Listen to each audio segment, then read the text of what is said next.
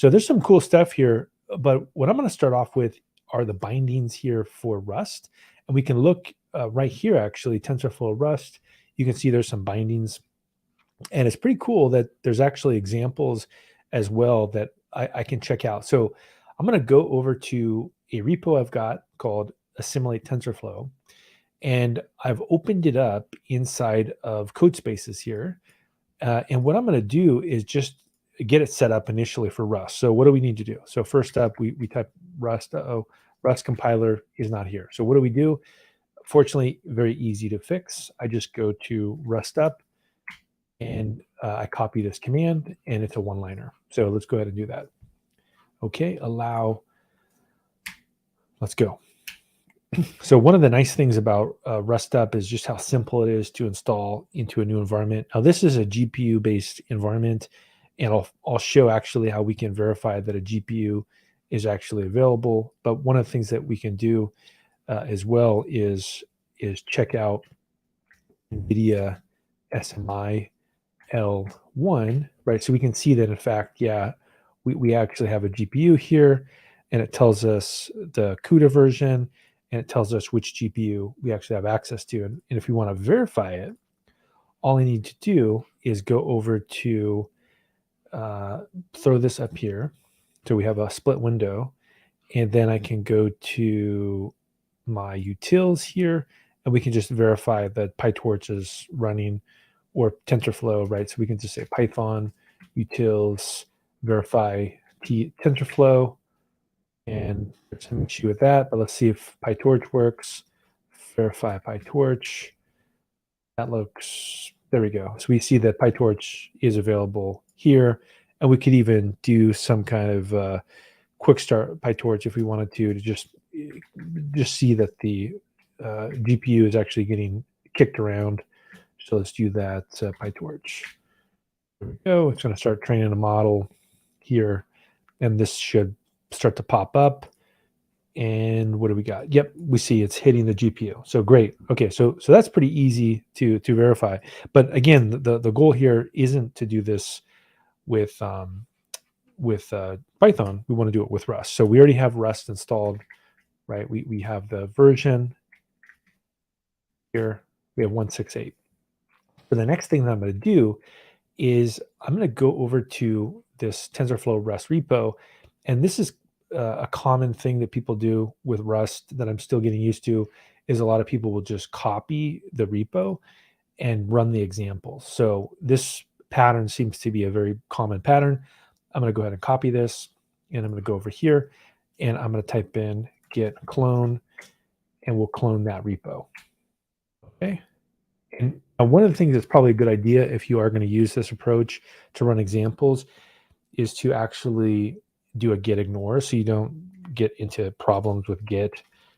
So let's go ahead and add that for a git ignore here.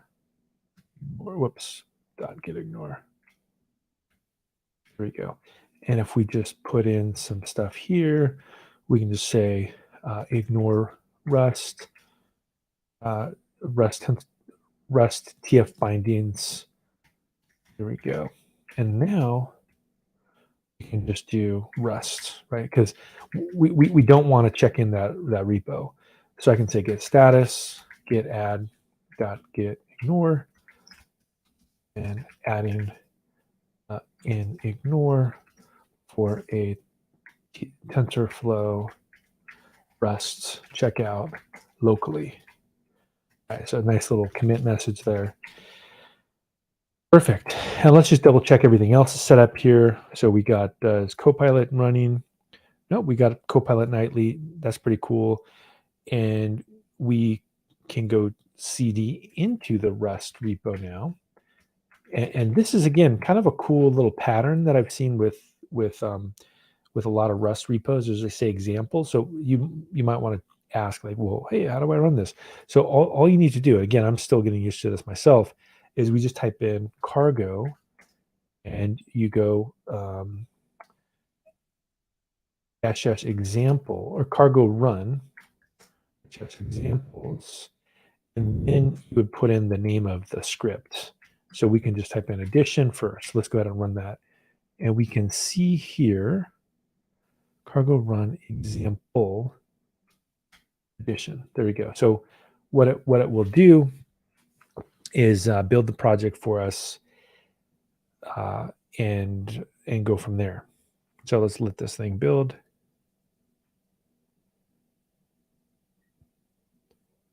Now, while this is building, let's also take a look at some of the docs here.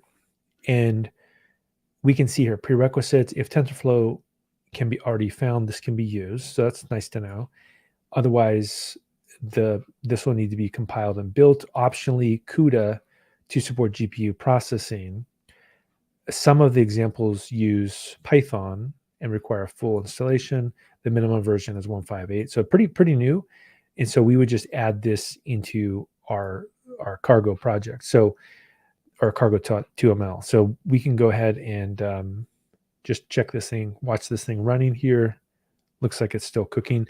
And the thing that I wanted to try first after I run one of the examples is I did notice that it says run cargo build -J1, the TensorFlow's syscrate build.rs now either downloads a pre-built basic CPU only binary or compiles TensorFlow if forced by an environmental variable. If TensorFlow is compiled, since the full compilation is very memory intensive, we recommend using J1 flag, which tells Cargo to only use one task. Now, in my case, I have a ridiculous amount of RAM, and so I actually want to try this. That's what I'm kind of curious about here.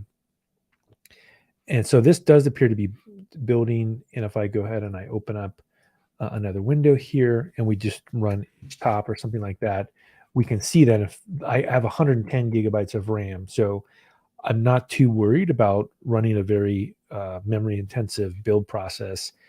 This is more memory than even $5,000 laptops.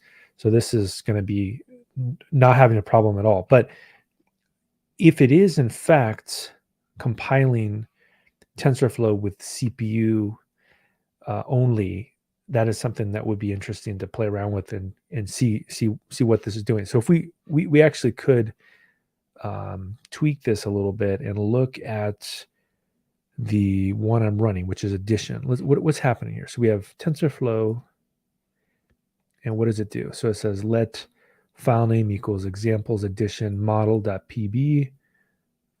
Oh, run Python. We might have to actually run some Python code to generate it.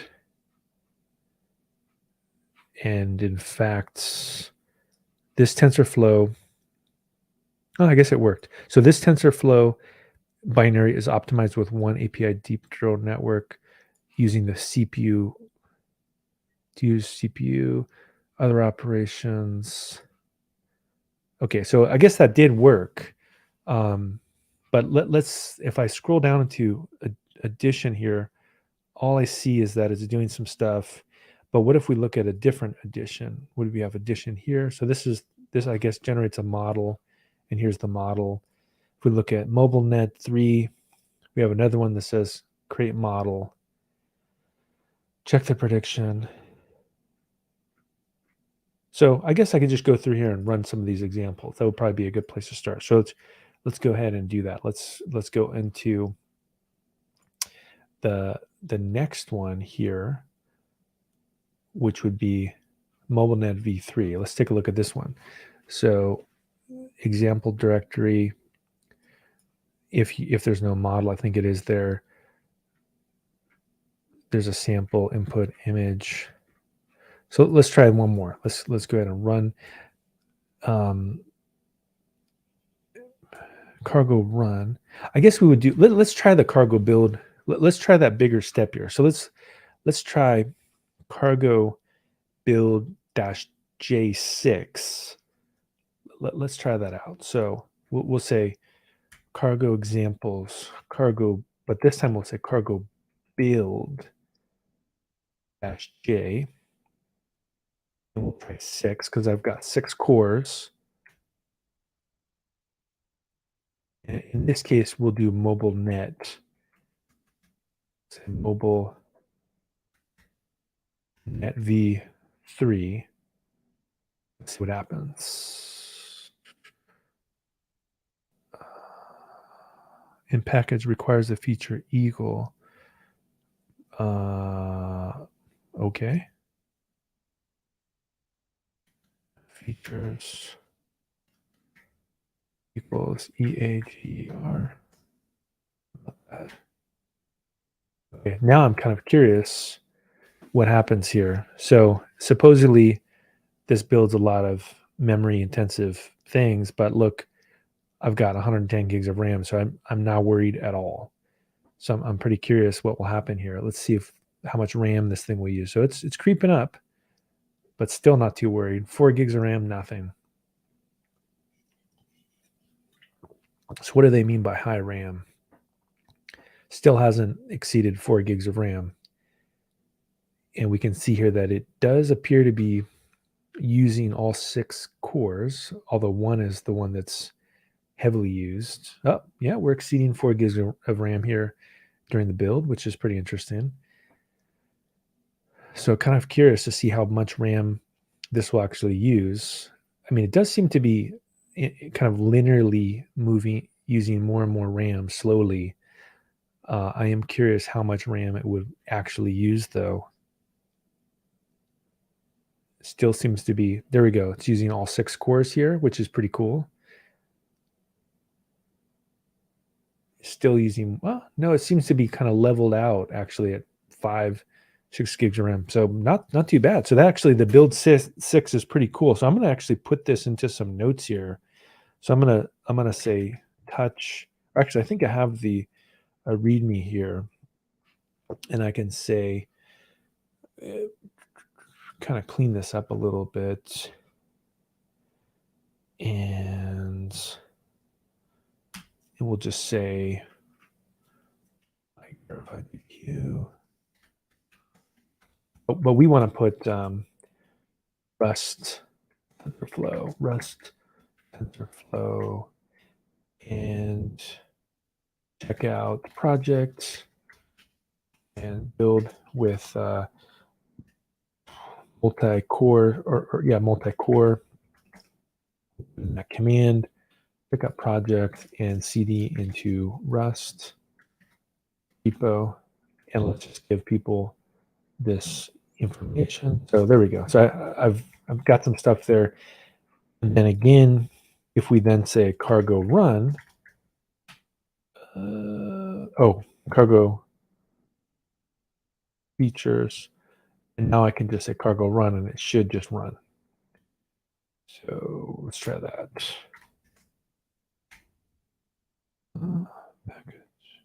Oh, it requires the feature eager again. So we'll do that. Run.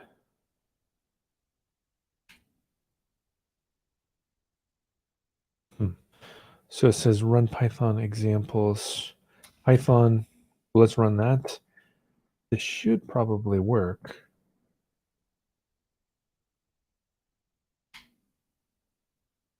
I don't know. It's got some kind of weird issue here. To enable the most recent operations rebuild with the appropriate compiler flags. So some kind of weird error there, which I won't really care about too much. But what would be more fun to play around with? Well, I guess I could deactivate the virtual environment. We'll see what that does. No, still same issue. If I go through here and source this, source. What we could do is actually we could try putting this into ChatGPT, which is one of the things I've been playing around with. Is help me debug this. Is like having it help me debug like weird things like this.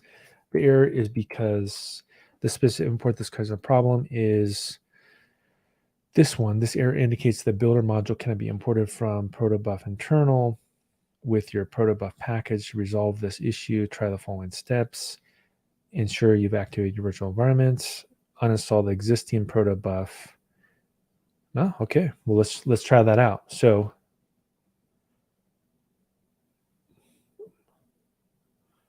pip install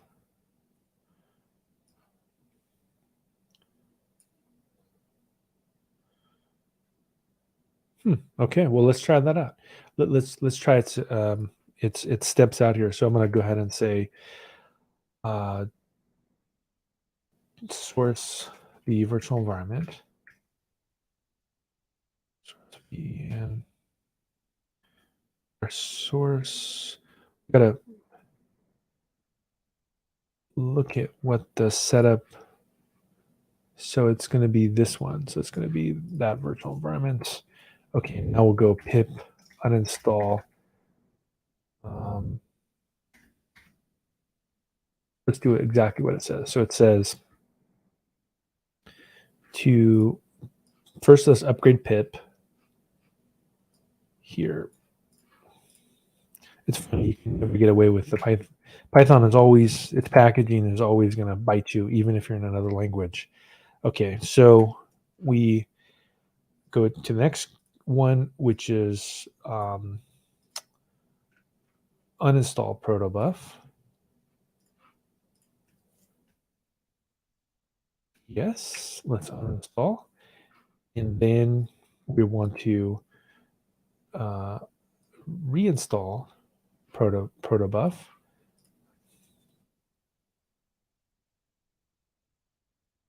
Uh-oh.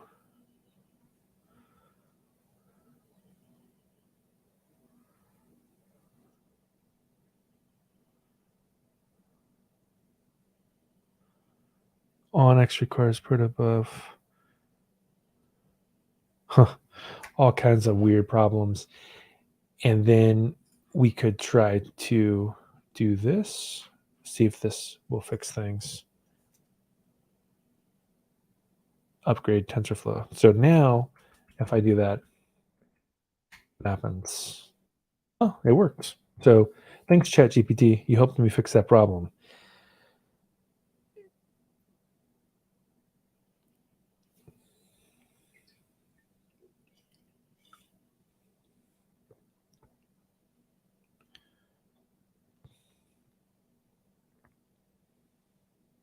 Well, looks like that worked.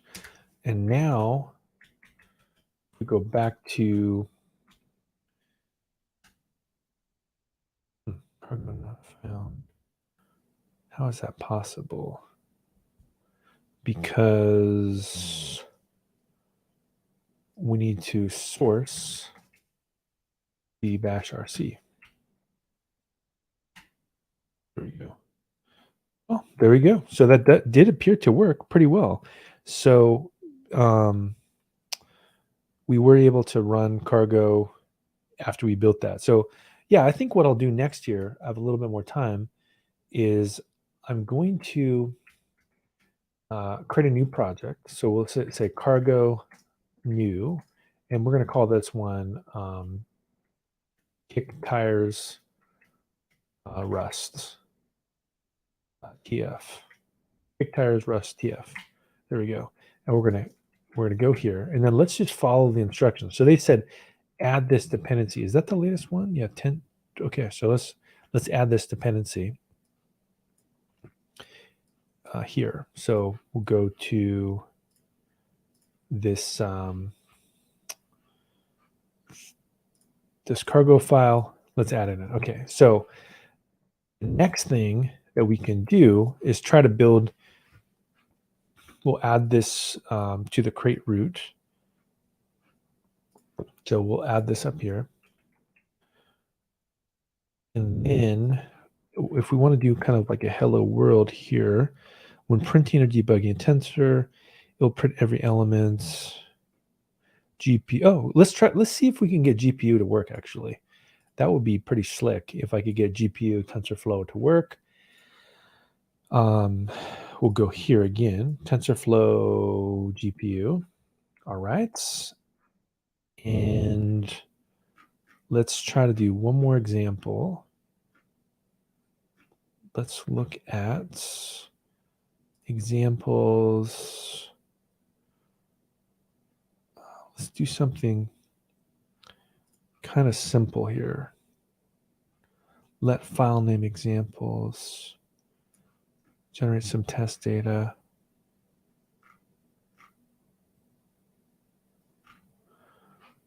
Yeah, it would be nice if there wasn't an example that had a pre-trained model in there, if there was more of like a simple one.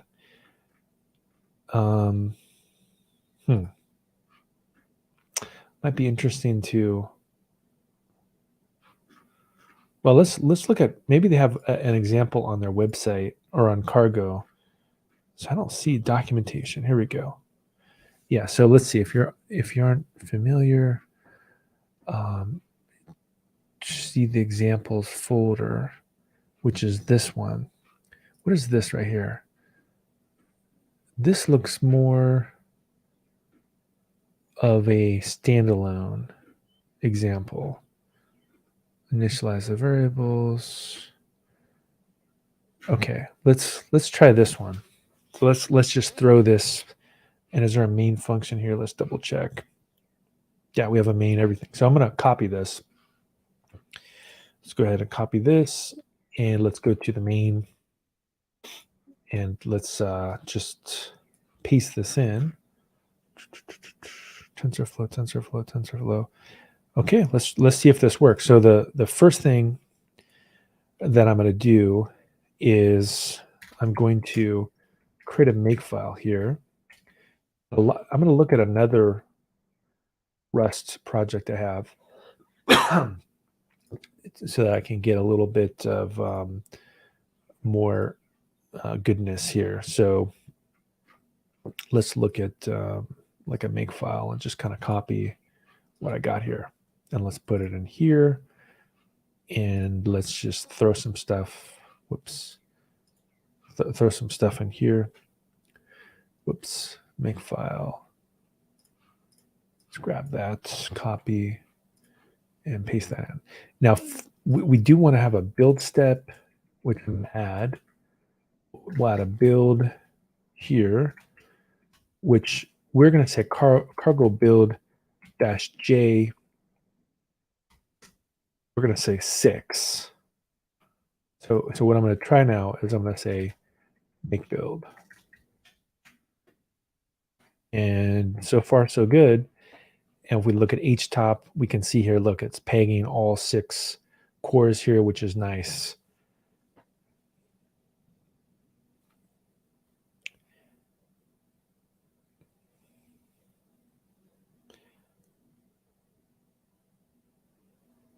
Now, and what I'm curious about, again, because, so this looks so good so far, but this is what I'm curious about is, can it actually build the package with the GPU support? And it does appear to be so far successful.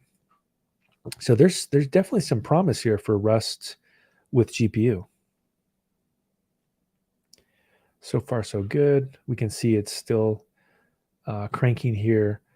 Also curious if I opened up another terminal and I did NVIDIA Assimilate L1, is it even touching the GPU? I don't think it is. No, doesn't appear to be touching the GPU at all.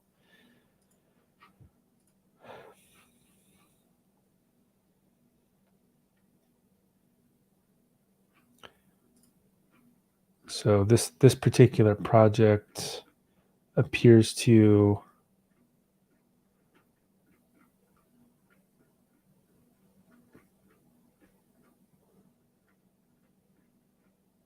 initialize the variables, saving the model.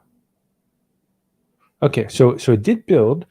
Now I'm kind of curious, if we say cargo run, what happens? So is it going to start training? And then is it going to be able to, but did it peg the GPU? That's what I'm kind of curious about. So if we get out of here for a second, this htop, and go to NVIDIA, SMI-L1, and then we run it one more time, what happens? Does it hit the GPU? Ah, it does. Woo. Kind of impressive, actually. So Not bad. So I was able to get the GPU cooking with TensorFlow. I guess I will update this so that I don't forget that, and I'll check this in. So I'm gonna go up here, and I'm gonna put this into the documentation, and I'm gonna say to test out GPU project, cd into the thing it's created, which is kick tires rust tf, and do a make build,